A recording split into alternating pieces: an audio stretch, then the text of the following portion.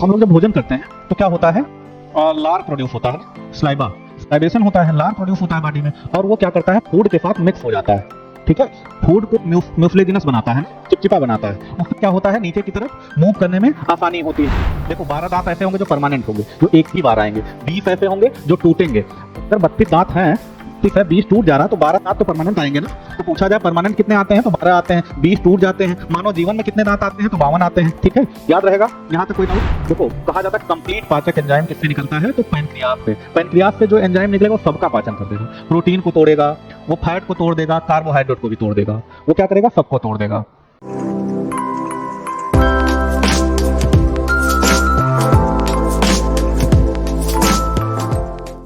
आगे क्या शुरू करें बताइए आप लोग?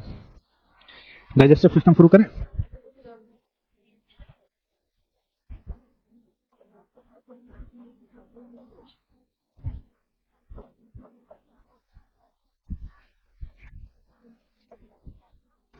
आपका मीडियम क्या है? इंग्लिश मीडियम है, गुड। डाइजेस्टिव सिस्टम क्या है? डाइजेस्टिव सिस्टम, खाना रोज खाते हो? पूछा जाए आपको तो आप क्या बताओगे? हाँ, गुड, सही बता रहा हूँ। हम लोग क्या करते हैं, भोजन करते हैं तो क्या होता है, मैक्रो मालिक्यूल होता है ना, मैक्रो मालिक्यूल होता है। उस मैक्रो मालिक्यूल को क्या किया जाता है, माइक्रो मालिक्यूल में कन्वर्ट किया जाता है। मैक्रो मालिक्यूल को माइक्रो में, मैक्रो मालिक्यूल का क्या मतलब है, मतलब उसको क्या कहेंगे कि बड़े रूप है, बड़ा रूप है ना उसका। जो भी हम क्या खाते हैं हम लोग, उसमें प्रोटीन होगा, फैट होगा, कार्बोहाइड्रेट होगा, कुछ मिनरल्स होंगे, विटामिन होंगे। ठीक है, कुछ तो सीधा एब्जॉर्ब हो जाएंगे, जैसे मिनरल है, विटामिन है, उनको डाइजेस्ट होने की जरूरत नहीं होती है, वो सीधा क्या करेंगे, एब्जॉर्ब हो जाएंगे बॉडी में। लेकिन कुछ को क्या किया जाता है, उनके फॉर्म को क्या किया जाता है, सिंपलेस्ट फॉर्म में कन्वर्ट किया जाता है। ठीक है, ऑर्गेनिक कंपाउंड के सिंपलेस्ट फॉर्म में कन्वर्ट किया जाता है। तो हम कह सकते हैं ना, कॉम्प्लेक्स ऑर्गेनिक मॉलिक्यूल को या जटिल ऑर्गेनिक मॉलिक्यूल को किसमें कन्वर्ट किया जाता है, सिंपलेस्ट ऑर्गेनिक मॉलिक्यूल में। ठीक है, जटिल खाद्य पदार्थों को सरल खाद्य पदार्थों में कन्वर्ट किया जाता है। इसमें क्या होगा, प्रोटीन को किसमें कन्वर्ट किया जाएगा, प्रोटीन को अमीनो एसिड में, कार्बोहाइड्रेट कार्बोहाइड्रेट को किसमें कन्वर्ट किया जाएगा, ग्लूकोज में, सिंपलेस्ट फॉर्म है ना इसका। फैट को लिख दो fatty acid, fatty acid plus glycerol में कन्वर्ट हो जाता है। ठीक है, तो इसको नोट करते चलो।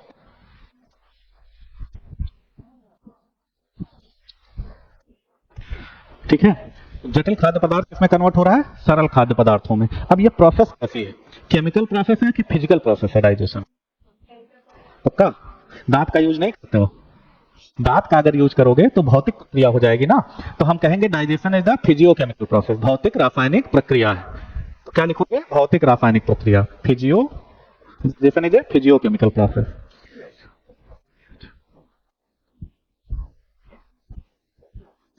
मतलब भौतिक रासायनिक क्रिया।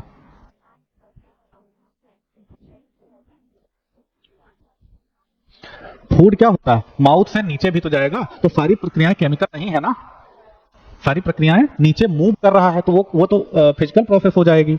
और हम दांत से काटते हैं उसको, क्या करते हैं, फाड़ते हैं, चीरते हैं, तो क्या हो जाएगा, वो फिजिकल प्रोसेस हो जाएगी। तो भौतिक और रासायनिक प्रक्रिया है। डाइजेशन कहाँ शुरू होता है, माउथ से। ठीक है, डाइजेशन कहाँ से शुरू होता है, माउथ से। तो माउथ में चलते हैं, थोड़ा सा देखते हैं क्या है।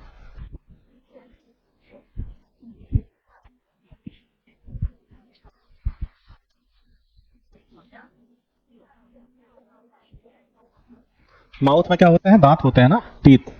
तो फिजिकल प्रोसेस अगर हम देखेंगे तो टीथ को देखेंगे, उसमें दांत को देखेंगे, टीथ। इसमें हम लोग देखते हैं कि दोनों जबड़ों में दांत होते हैं ना, दोनों जबड़ों कितने दांत हैं हम लोगों के पास, 32। ओके, ठीक है, तो 32 दांत होते हैं। तो ऐसे देखो, 4 दांत क्या होते हैं,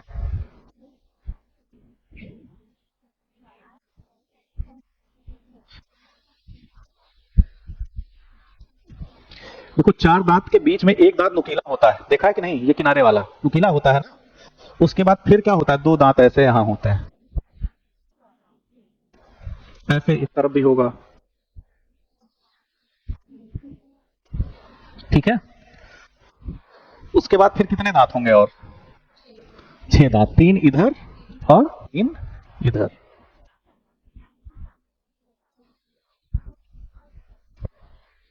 ऐसे होता है ना। इन चारों दांत को क्या कहा जाता है, इनफीजर। इनफीजर। इसको क्या कहा जाता है, कैनाइन। इसको, इन दोनों को प्री मोलर। इसको क्या कहा जाता है, मोलर। इनको क्या कहा जाता है, मोलर।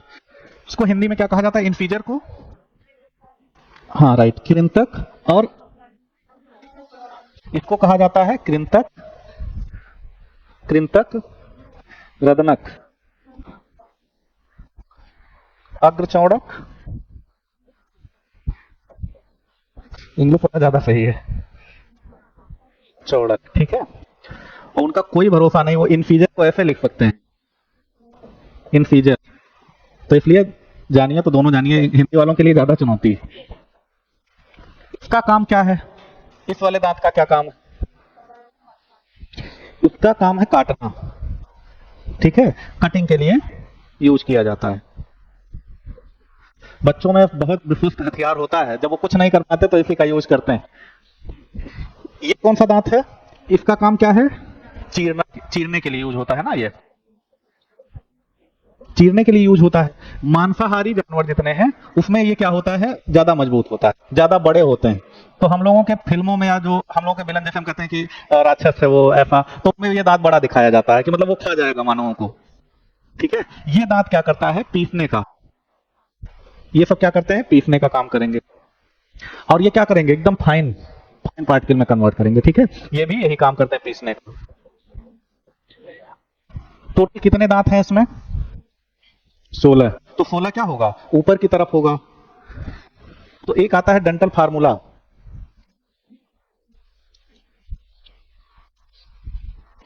उसमें हम लोग देखेंगे ऐसे क्या करना है, इसको जो काउंट किया जाता है वो आधे पे, एक तरफ जो है आधे पे काउंट किया जाता है, ठीक है। तो इसके लिए फार्मूला बनाया गया है, जैसे इनफीजर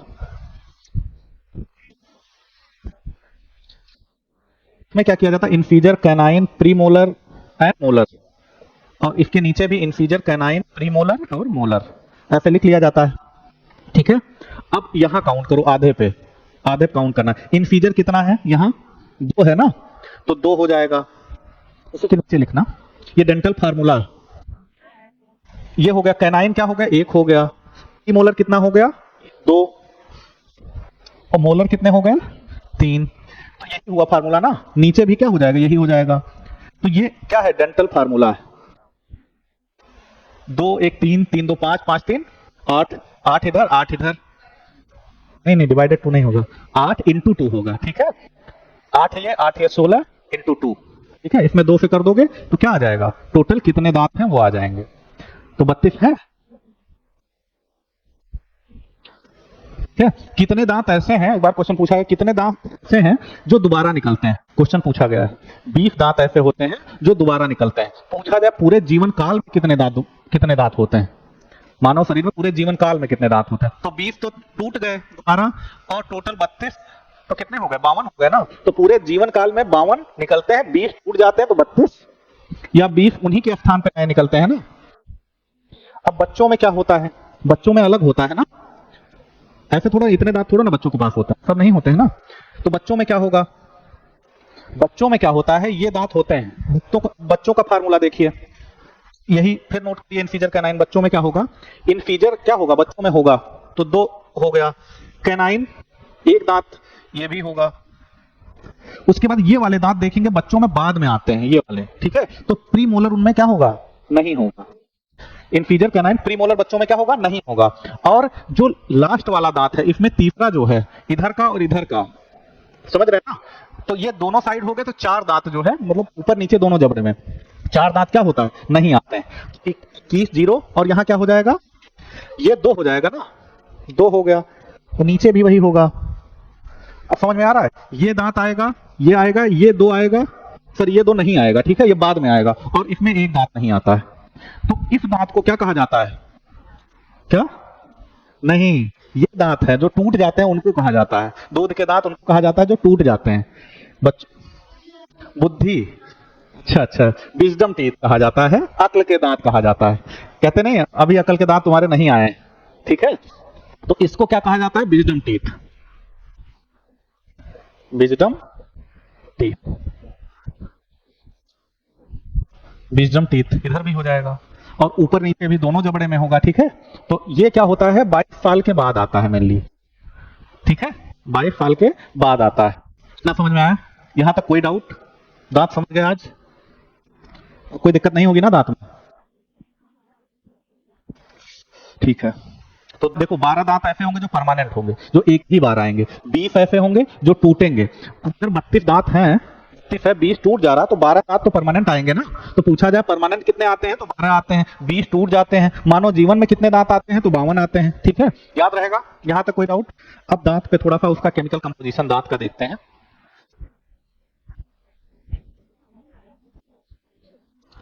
दांत में एक इनामेल इनामेल पाया जाता है ना, सुना है कि नहीं?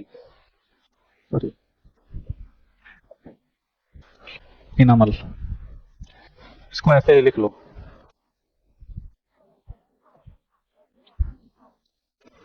ये दांत का सबसे मजबूत पार्ट होता है। दांत का नहीं, पूरी बॉडी का सबसे मजबूत पार्ट होता है। दांत का जो ऊपर वाला भाग होता है वो सबसे मजबूत होता है। और इसके बारे में कहा जाता है कि अगर फौलाद से टकराए तो चिंगारी निकलेगी। फौलाद का मतलब क्या होता है? लोहा। ट्राई करना, ठीक है। इनामल का है, ये बहुत मजबूत पार्ट है। कैल्शियम फास्फेट का बना होता है। किसका बना होता है? नोट करते चलो। Calcium, calcium phosphate, calcium phosphate का बना होता है। कैल्शियम फास्फेट का बना होता है, ठीक है। पूरा दांत कैल्शियम फास्फेट का बना होता है। और अगर ये वाला पार्ट पूछा जाए, जो इनामल वाला पार्ट होता है, कोर, वो बना होता है कैल्शियम एपेटाइट से। कैल्शियम टाइट,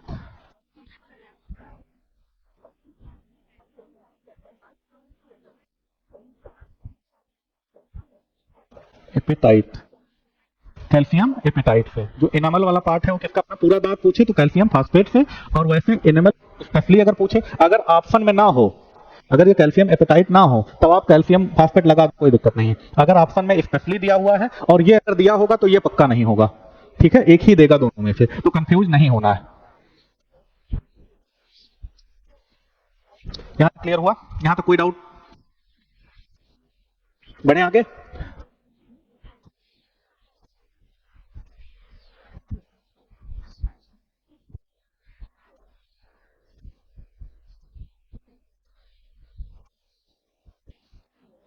हम लोग जब भोजन करते हैं तो क्या होता है?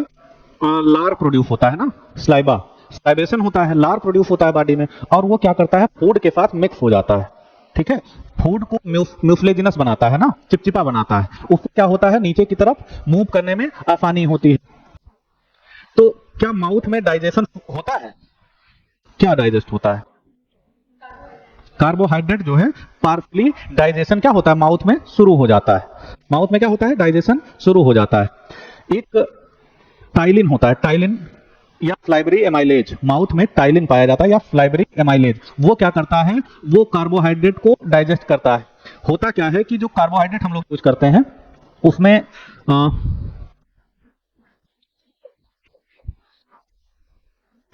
कार्बोहाइड्रेट यूज करते हैं, उसमें टाइलिन क्या करता है?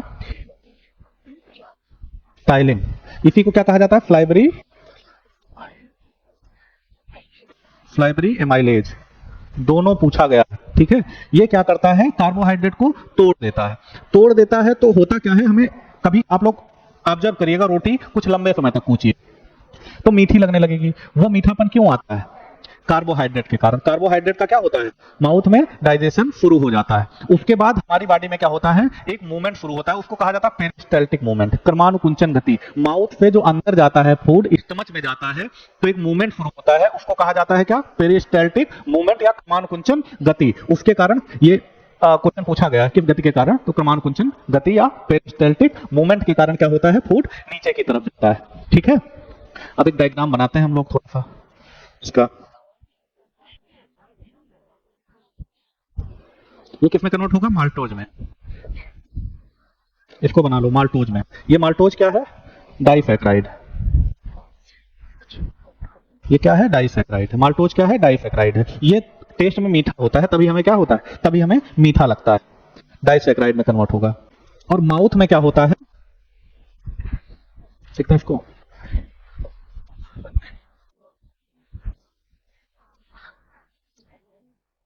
डाइसैकराइड, फ्लाइबरी टाइलिन,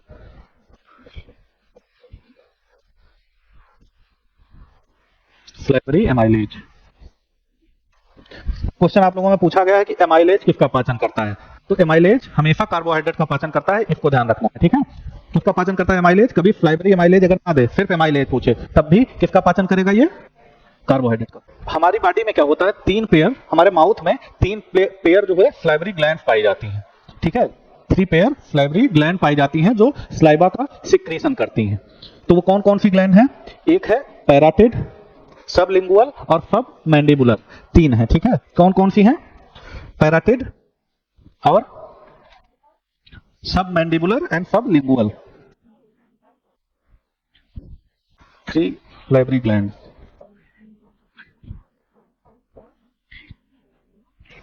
तीन लार ग्रंथियां, क्या कहा जाता है, लार ग्रंथियां। तीन क्या पाई जाती हैं, लार ग्रंथियां पाई जाती हैं। क्या क्या नाम है, हाँ, सब लिंगुअल, पैरोटिड, सब मैंडिबुलर भी इसको कहा जाता है। ठीक है, मैंडिबुलर, सब मैंडिबुलर। ये क्या करती हैं, इन्हीं से क्या होता है, स्लाइवेशन होता है या स्लाइवा का सिक्रीशन होता है। सबलिंगुअल, पैराटिड एंड सब मैंडिबुलर। अब जो पैराटिड होता है उसमें एक वायरल डिजीज होता है, ये पूछा गया क्वेश्चन है, वायरल डिजीज होता है। एक जो है वायरल डिजीज होता है, विषाणु, एक विषाणु रोग होता है, विषाणु जनित रोग होता है, उसको क्या कहा जाता है, मम्स कहा जाता है। क्या कहा जाता है, मम्स या गलफुआ, गलसुआ कहा जाता है हिंदी में। ठीक है, मम्स या गलफुआ कहा जाता है, मम्स कहा जाता है या गलसुआ कहा जाता है। वायरल डिजीज होता है जिसको क्या कहा जाता है, मम्स या गलफुआ। इसमें क्या होता है, यहाँ क्या होता है, स्वेलिंग बहुत ज्यादा आ जाती है, इस पे गर्दन पे बहुत ज्यादा स्वेलिंग आ जाती है। कितना क्लियर हुआ। तो फ्लाइबरी ग्लैंड का नाम तो नहीं पूछेगा, लेकिन ये जो है इस रोग के बारे में पूछा जा सकता है। अब देखो इसमें फ्लाइबा के बारे में थोड़ा सा देख लो, जो फ्लाइबा है, जो लार है, उसका केमिकल कंपोजिशन क्या है, जो लार है उसका केमिकल कंपोजिशन क्या है। पहली बात वाटर होगा इसमें, इसको नोट करते चलना, वाटर सबसे ज्यादा क्या होगा इसमें, वाटर होगा। ठीक है, साल्ट कुछ होगा, सोडियम पोटेशियम, ये सब साल्ट होंगे इसमें। ठीक है, सोडियम पोटेशियम बाइकार्बोनेट,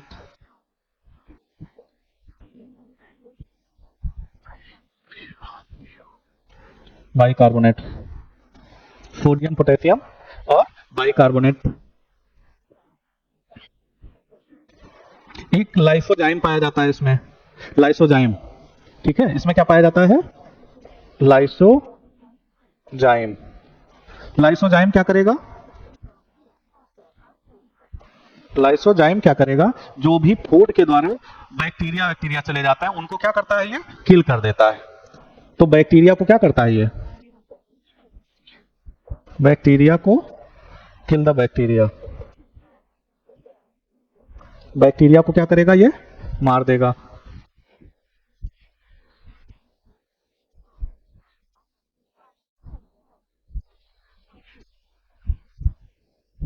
क्या करेगा, बैक्टीरिया को मार देगा। तो वाटर हो गया, साल्ट हो गया, बाइकार्बोनेट और लाइसोजाइम। लाइसोजाइम क्या करेगा, बैक्टीरिया को मारेगा। ये स्लाइटली एसिडिक होता है, स्लाइटली कैसा होगा, एसिडिक। स्लाइटली कैसा होगा, एसिडिक मीडियम का होगा। हाँ, 6.8 के आसपास इसका पीएच होगा। ठीक है, स्लाइटली एसिडिक होगा। इसमें और क्या पाया जाएगा? फ्लाइबरी एमाइलेज पाया जाएगा। क्या पाया जाएगा? फ्लाइबरी एमाइलेज, वही जो टाइलिन हमने बताया था, टाइलिन।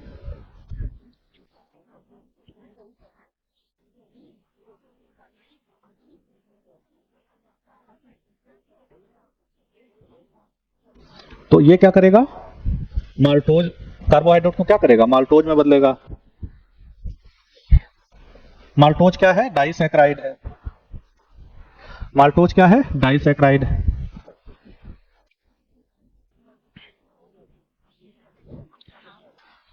इसके बाद क्या होगा? माउथ के बाद भोजन कहाँ जाएगा?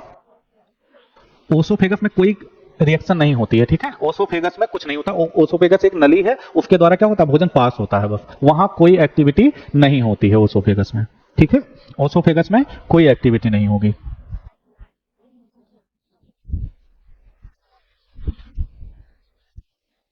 कोई डाउट तो नहीं है? समझ में आ रहा है ना?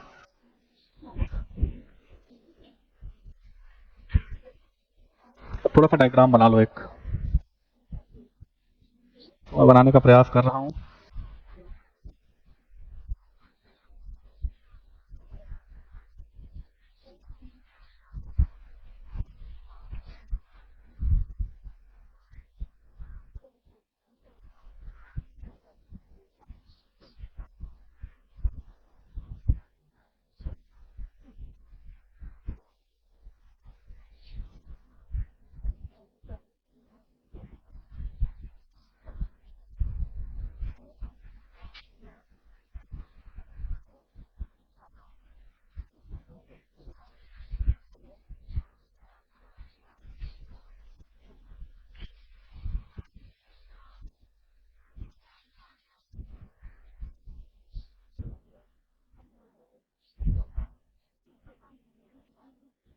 ये बताइए, आप लोग साइंस बैकग्राउंड से हैं कि नहीं?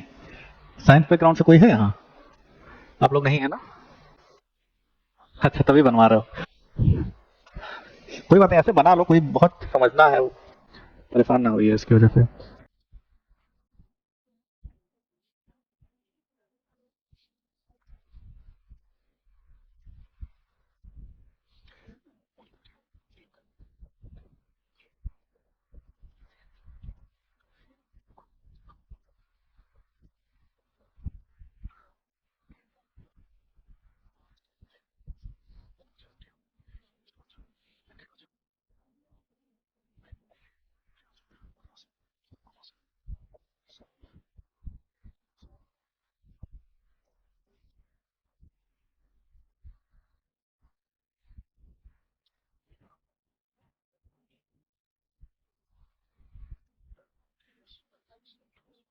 स्मॉल इंटेस्टाइन,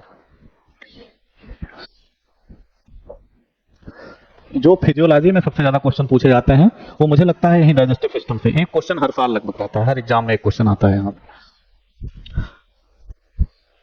और जहां पे यहाँ क्वेश्चन आता है, सब फैक्ट बेस्ड आता है, इसमें थोड़ा सा वो दिमाग लगाते हैं। और कहीं चाहे ब्लड के संदर्भ में हो, या स्क्रीटरी सब्सटेंस उसके संदर्भ में हो, या और कोई टॉपिक हो, तो वहां से फैक्ट बेस्ड क्वेश्चन ही आते हैं। हार्मोनल सिस्टम है, वहां से भी फैक्ट बेस्ड क्वेश्चन आते हैं। स्मॉल इंटेस्टाइन, लार्ज इंटेस्टाइन, इसको कहा जाता है छोटी आंत, बड़ी आंत।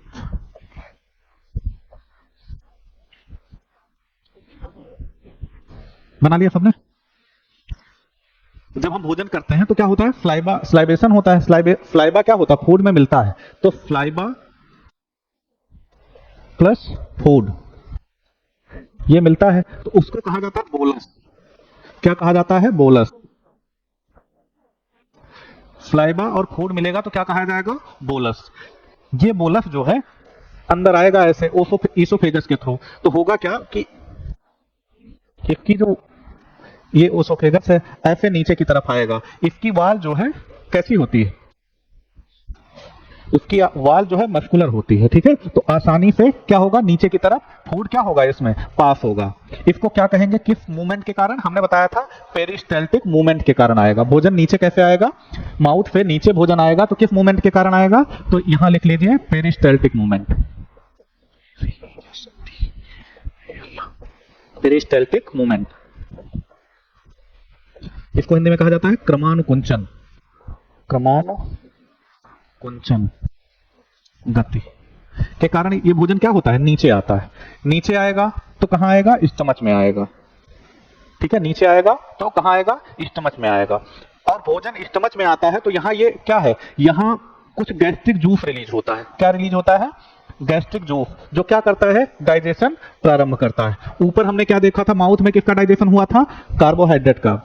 यहां आएगा, यहां किसका पाचन होगा, प्रोटीन का, ठीक है। यहां प्रोटीन का पाचन शुरू होगा। लेकिन जैसे ही भोजन आएगा तो क्या होगा, यहां इसकी जो दीवारें हैं वो क्या करेंगी, हाइड्रोक्लोरिक जो गैस्ट्रिक ग्लैंड्स हैं वो क्या करेंगी, किस चीज का, HCl का सिक्रीशन करेंगी। स्टमच में क्या होगा, HCl का सिक्रीशन होगा, HCl का सिक्रीशन होगा। ये HCl क्या करेगा, इसको एसिडिक मीडियम प्रोवाइड कराएगा, acidic medium, acidic medium provide कराएगा ना। ये स्ट्रांग एसिड है। स्ट्रांग एसिड का क्या मतलब, हाथ पे डाल दिया जाए तो हाथ जल जाएगा, लेकिन हमारे पेट में क्या होता है, प्रोड्यूस होता है। तो रक्षा कैसे करती है यहां दीवारें, इस पे एक म्यूकस मेम्ब्रेन पाई जाती है। यहां क्या होता है, अंदर की तरफ एक म्यूकस की मेम्ब्रेन पाई जाती है, ठीक है। एक म्यूकस की मेम्ब्रेन पाई जाती है। वो क्या करती है, जो एसिडिक मटेरियल है उसको दीवारों से लगने नहीं देती। जब बहुत ज्यादा एसिडिटी हो जाती है, बहुत ज्यादा एसिडिटी होती है, तब क्या होता है कि ये जो एसिड है, HCl है, वो क्या होगा, इसकी दीवारों से लग जाएगा, यहां इन्फेक्शन हो जाएगा, ठीक है। इन्फेक्शन हो जाएगा तो कभी कभी अल्सर में कन्वर्ट हो जाता है, ठीक है। तो हमेशा जो लोग जिनको ज्यादा एसिडिटी जैसी चीजें होती हैं उनको अल्सर की समस्या हो सकती है, ठीक है। क्लियर हो रहा है कि नहीं।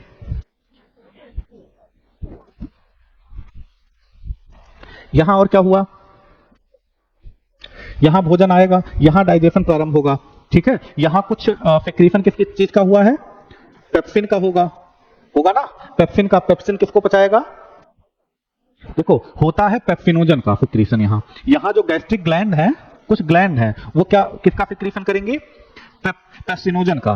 पेप्सिनोजन इनएक्टिव फॉर्म में होता है, वो एक्टिव फॉर्म में कन्वर्ट होता है तो किस में कन्वर्ट हो जाएगा, पेप्सिन में। वो पेप्सिन प्रोटीन को तोड़ देगी, किस में तोड़ेगी, अमीनो एसिड में नहीं तोड़ेगी, अभी पेप्टोन्स और प्रोटीएजेज में तोड़ेगी। अमीनो एसिड तो सिंपलेस्ट फॉर्म हो जाएगा, एकदम टूट जाएगा तब वो अमीनो एसिड बन जाएगा, ठीक है। अभी वो पूर्ण रूप से नहीं टूटेगा। अभी किस में टूटेगा, तो किस में टूटेगा, प्रोटीन, किस में टूटेगा, प्रोटीन टूटेगा पेप्टोन में, पेप्टोन और प्रोटीएजेज,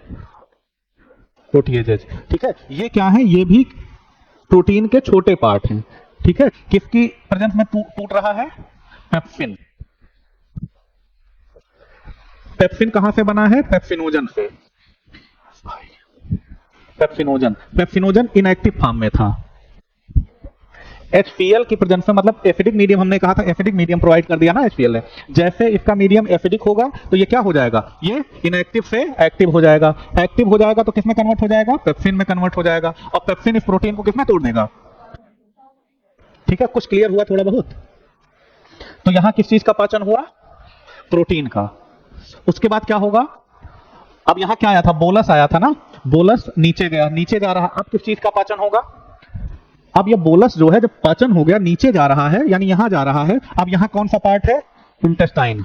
देखो ओरल कैविटी, ओसोफेगस, इसको आहार नली कहा जाता है। आहार नली से भोजन कहां है, स्टमच या आमाशय में आया। आमाशय से फिर कहां जाएगा, इंटेस्टाइन में। इंटेस्टाइन, और ये कौन सी इंटेस्टाइन है, स्मॉल इंटेस्टाइन या छोटी आंत कहा जाता है। छोटी आंत बहुत लंबी होती है, ध्यान रखना, छोटी आंत बहुत लंबी होती है। ये बहुत ज्यादा कॉइलिंग है इसकी यहाँ, ठीक है।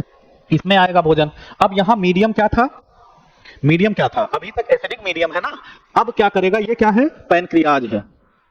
पैनक्रियाज में भी कुछ क्या होंगे, कुछ एंजाइम होंगे। ये भी अपना एक्शन दिखाएंगे इस पे ना, एक्शन दिखाएंगे। लेकिन मीडियम क्या है, मीडियम कैसा है, एसिडिक है। इसको एसिडिक मीडियम से एकदम, मतलब एसिडिक मीडियम नहीं चाहिए।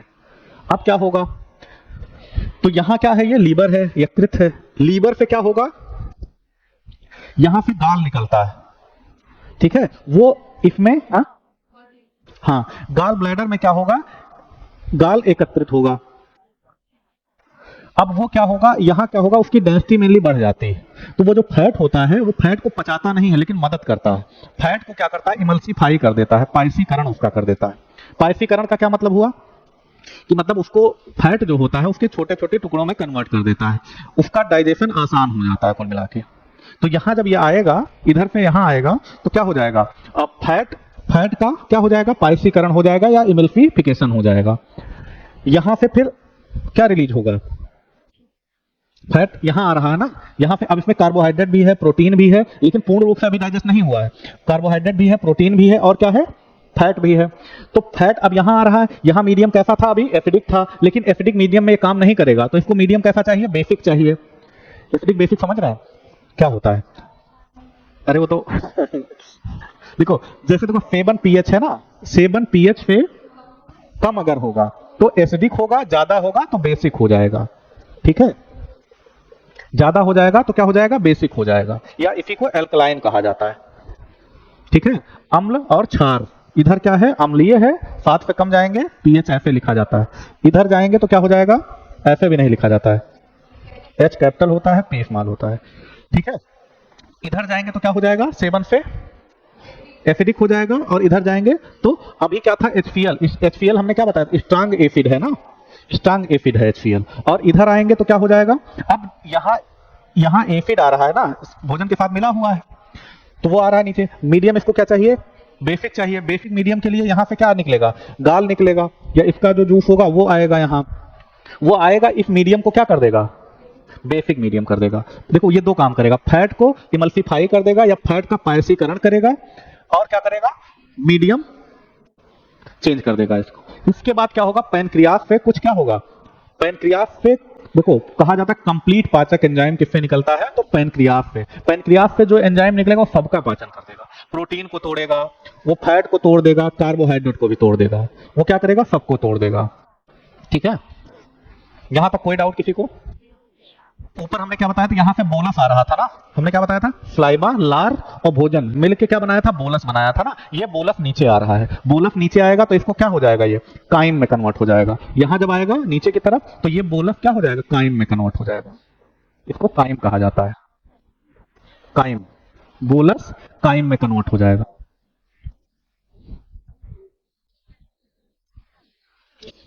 इसको मिटा दें थोड़ा सा, अब ये डायग्राम याद रहेगा ना, लेकिन फिर से बनाना पड़ेगा, अभी फिर से हम मिला देते हैं थोड़ा सा, कुछ चीजें नोट करते चलिए, इस जगह नहीं है यहाँ।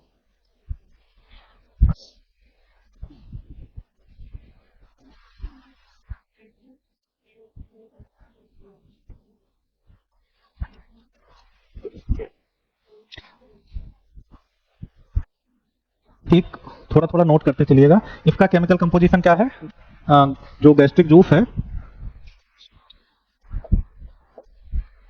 इसका केमिकल कंपोजिशन क्या है, HCl है इसमें, और क्या है, पेप्सिनोजन है ना, पेप्सिनोजन है, HCl है, पेप्सिनोजन है, हाँ तो हाँ रेनिन, वो तो बच्चों में होता है मेनली, मिल्क पाचक एंजाइम होता है रेनिन, कैसीन तो कलर के लिए जिम्मेदार है, रेनिन होता है, ठीक है, बच्चों में होता है, ये मिल्क को डाइजेस्ट करने का एंजाइम।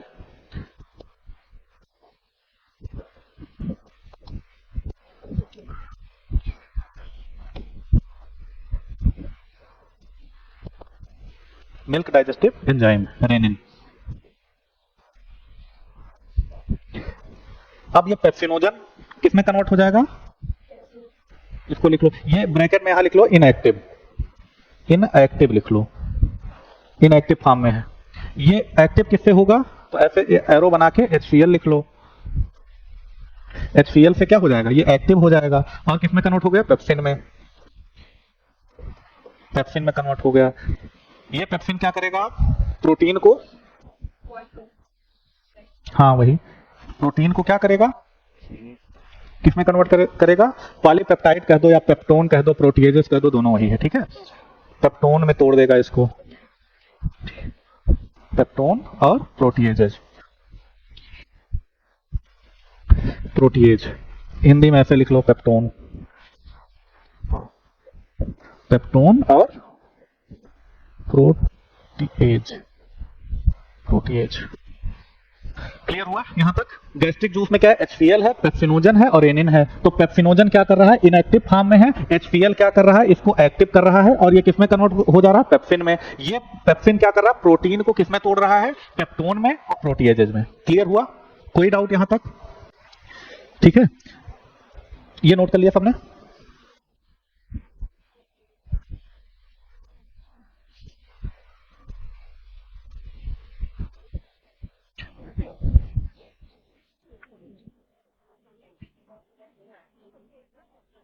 अब स्मॉल इंटेस्टाइन के 3 पार्ट होते हैं। स्मॉल इंटेस्टाइन के 3 पार्ट कौन कौन से होते हैं? हाँ हाँ, ड्यूडेनम, हम्म, इलियम। एक बार क्या किया था यूपीएससी ने, आईएएस में ये क्वेश्चन पूछा गया था, इंटेस्टाइन के कौन से 3 पार्ट हैं? Duodenum, jejunum and ileum. Duodenum, jejunum और इलियम। क्रम पूछा था कि किस क्रम में है। ठीक है, तो पहले क्या है? डियोडिनम है, जिजिनम है, फिर इलियम है। लीवर किसका सिंथेसिस करेगा? गाल का, या उसी को क्या कहा जाता है? Bile juice. ठीक है, उसी को पित्त रस कहा जाता है। इसमें क्या करेगा? गाल या बाइल जूस, बाइल जूस का सिक्रेशन करेगा। ये क्या करेगा? इसमें स्टोर होगा, इसमें स्टोर होगा और ये क्या करेगा? एसिडिक मीडियम प्रोवाइड करेगा और फैट का, सॉरी बेसिक मीडियम प्रोवाइड करेगा और क्या करेगा? फैट का इमल्सिफिकेशन करेगा। किस पार्ट से जुड़ा हुआ है ये स्मॉल इंटेस्टाइन से जुड़ा हुआ है। ठीक है, तो ये लीवर है ना, यकृत, ये बहुत न्यूट्रिशियस होता है। ठीक है, लीवर जो है बहुत न्यूट्रिशियस, क्योंकि इसी में क्या होता है? बहुत सारी चीजें एब्जॉर्ब हो जाती है, ग्लूकोज ग्लाइकोजन में कन्वर्ट हो जाता है, बहुत तरह के विटामिन इसमें संग्रहित होता है ना। लीवर फैटी भी हो जाता है, तब लोग इलाज कराते हैं इसका। इसमें और क्या होगा? अब उसके बाद क्या है? पैनक्रियाज है। ये क्या करेगा? देखो ये 2 एक्टिविटी करता है, ये हार्मोन भी रिलीज करता है और एंजाइम्स को भी रिलीज करता है। हार्मोन भी रिलीज करेगा और एंजाइम भी रिलीज करेगा। तो हार्मोन कौन सा रिलीज करेगा? ये कौन सा हार्मोन करेगा? इंसुलिन और सोमैटोस्टेनिन, ग्लूकेगान। ठीक है, तो वो हम बाद में बात करेंगे। अभी हम किस पे बात करेंगे कि कौन सा पैनक्रियाज क्या कर रहा है? 2 एक्टिविटी हैं, हार्मोन और एंजाइम। हार्मोन कौन कौन सा रिलीज करेगा? तो इंसुलिन बहुत महत्वपूर्ण है। क्वेश्चन पूछा गया कौन सा पार्ट करता है? इंसुलिन। इंसुलिन क्या करता है? ग्लूकोज को क्या करता है? ग्लाइकोजन में कन्वर्ट करता है ना।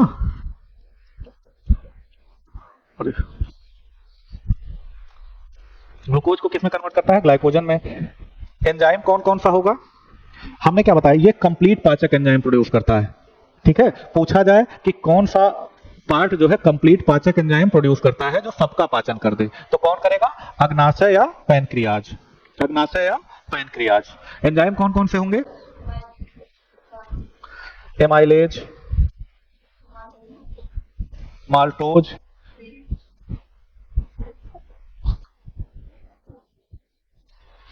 और क्या होगा? एक्चुअली वो एक ही के फॉर्म आप बता रहे हो, अलग अलग बताओ। 3 करता है ना। देखो ट्रिप्सिनोजन करता है, ट्रिप्सिनोजन। तो ट्रिप्सिनोजन एक्टिव होगा तो किसमें कन्वर्ट हो जाएगा? ट्रिप्सिन में। और एक्टिव कैसे हो रहा है? मीडियम के चेंज होने के कारण। तो ट्रिप्सिन हो जाएगा और काइमोट्रिप्सिन। ट्रिप्सिन, काइमोट्रिप्सिन, ये दोनों किसको पचाएंगे? प्रोटीन को ना। ट्रिप्सिन, काइमोट्रिप्सिन और एमाइलेज और लाइपेज। तो 3 वो नाम लिख लो। ट्रिप्सिन, नाम ही पूछेगा, पूछा जाता है हर बार एंजाइम में।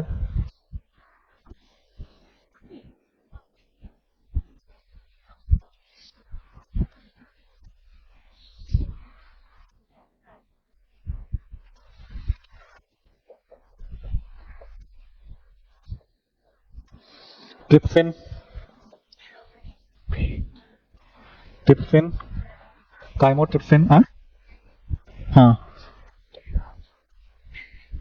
इसको नोट कर लो जरूर।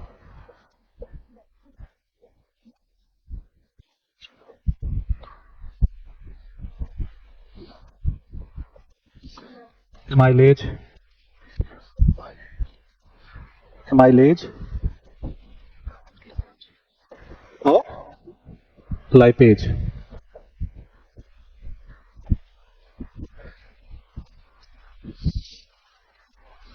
ये दोनों किसको पचाएंगे? प्रोटीन को।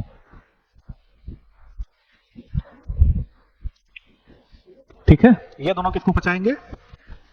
प्रोटीन को। एमाइलेज किसको पचाएगा? कार्बोहाइड्रेट को,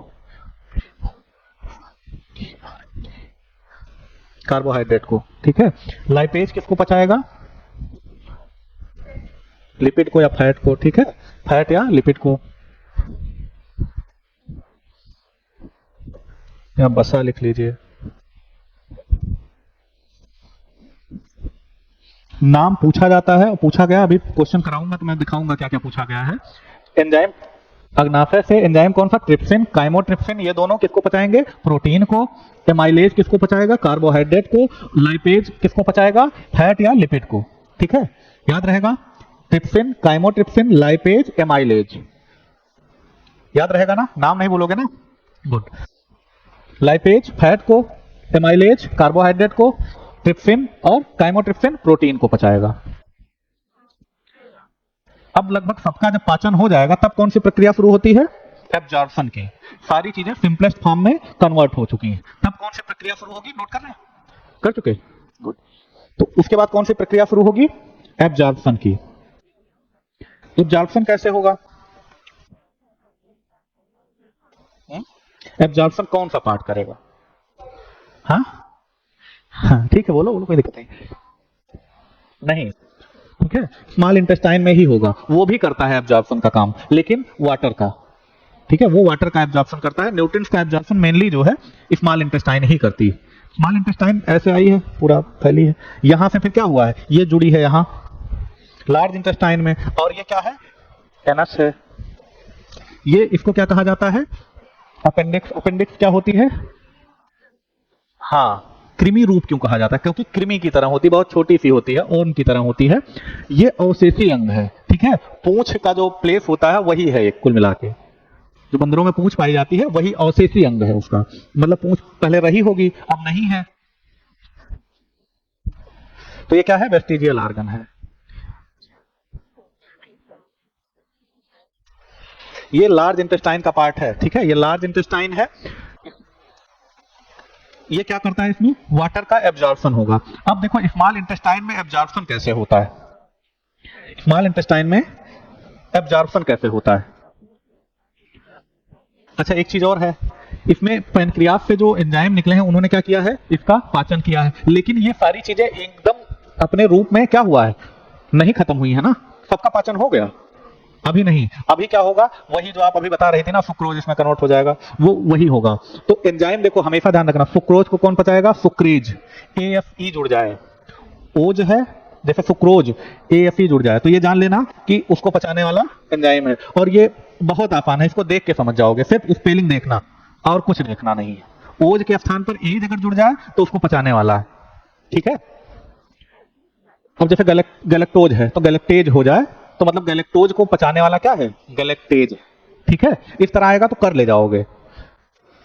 अब एब्जॉर्प्शन कैसे होता है? छोटी इसमें एब्जॉर्प्शन कैसे होता है? तो छोटी आंत में क्या होता है? जो स्मॉल इंटेस्टाइन है उसमें अंदर की परत ऐसे संरचनाएं बनी होती हैं, बहुत सारी माइक्रोबिलीज बनी होती हैं इसमें ऐसे। ये ऐसा क्यों होता है? ताकि क्या हो, जैसे फूड मटेरियल ऐसे ट्रांसफर हो रहा है, इसका सरफेस एरिया बढ़ जाए। है बात की नहीं? सीधी लाइन ज्यादा बड़ी होगी कि ऐसे टेढ़ी मेढ़ी? टेढ़ी मेढ़ी लाइन ज्यादा बड़ी होगी ना। अब टेढ़ी मेढ़ी लाइन होगी तो एब्जॉर्प्शन का क्या हो जाएगा? एरिया बढ़ जाएगा और आसानी से एब्जॉर्ब हो जाएगी। और इधर क्या होगी? ब्लड वेसल्स होंगी। ब्लड वेसल्स होंगी। ये ब्लड वेसल्स क्या करेंगी? इसमें जो भी एब्जॉर्ब होगा इस ब्लड वेसल्स में भेज दिया जाएगा, और उस ब्लड वेसल्स के माध्यम से कहां चली जाएंगी चीजें, जो हम लोग खा रहे हैं वो डाइजेस्ट हो रहा है, तो एब्जॉर्ब हो रहा है छोटी आंत में, ठीक है। इसके द्वारा कहां जा रहा है, ब्लड वेसल्स में जा रहा है, ब्लड वेसल्स से फिर कहां जा रहा है, हमारी कोशिकाओं तक पहुंचाया जा रहा है, और हमारी कोशिकाएं क्या कर रही हैं, रेस्पिरेशन कर रही हैं, श्वसन कर रही हैं, जिससे हमको क्या हो रही है, ऊर्जा मिल रही है। ये पूरी प्रक्रिया है डाइजेशन की। यहां क्या हुआ, जो भी हमने फूड खाया वो सब क्या हुआ, छोटी आंत में एब्जॉर्ब हो गया। हमने क्या बताया था, फूड जो प्रोटीन, फैट और कार्बोहाइड्रेट है वो सिंपलेस्ट फॉर्म में एब्जॉर्ब होंगे, और जो हम लोग मिनरल्स यूज करते हैं, विटामिन यूज करते हैं, वो डायरेक्ट एब्जॉर्ब हो जाएंगे, ठीक है। उसके बाद वाटर क्या होगा, जो आएगा फूड मटेरियल उसमें वाटर होगा, अतिरिक्त वाटर क्या होता है, अगर यही वाटर बाहर निकल जाए तो डिहाइड्रेशन होने लगता है, तो बॉडी में एक वाटर मेंटेन करना है ना, तो जो बड़ी आंत होती है वो वाटर को एब्जॉर्ब कर लेती है, बड़ी आंत क्या करती है, वाटर को एब्जॉर्ब कर लेती है, और हमारी बॉडी में जल का स्तर क्या होता है, समान बना रहता है। क्लियर हुआ है कुछ?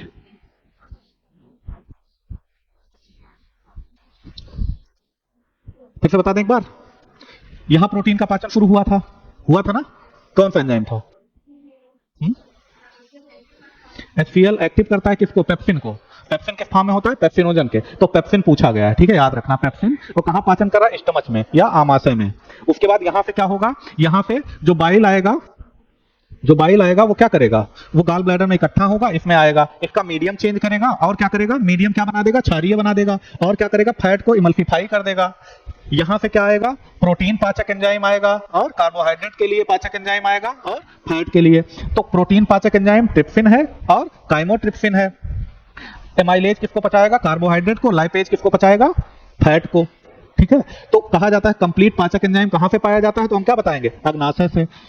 उसके बाद ये होगा, ये प्रक्रिया, ये क्या कहते हैं, ज्यादा कॉइलिंग होती है, इसमें धीरे धीरे क्या हो जाएगा, एब्जॉर्प्शन हो जाएगा। अंदर भी देखो, इसकी लंबाई भी ज्यादा, जो बड़ी छोटी आंत होती है उसकी लंबाई भी ज्यादा होती है, और अंदर संरचनाएं कैसी होती हैं, हाँ, ये इसको बिलाई कहा जाता है, माइक्रो बिलाई, ठीक है। इसको क्या कहा जाता है, माइक्रो बिलाई कहा जाता है, जिससे सरफेस एरिया बढ़ जाएगा और डाइजेशन आसानी से हो जाएगा। इधर ब्लड वेसल्स होंगी, ब्लड वेसल्स के माध्यम से हमारी कोशिकाओं की तक पहुंच जाएंगी, और कोशिकाएं हमारी रेस्पिरेशन करेंगी, रेस्पिरेशन में क्या होगा, ऊर्जा बनेगा, किस रूप में, एटीपी के रूप में, और हम लोग अपनी फंक्शनिंग परफॉर्म करेंगे। क्लियर हुआ थोड़ा बहुत, एकदम से तो नहीं आया होगा, लेकिन थोड़ा बहुत क्लियर हुआ ना। और कोई डाउट यहां तक?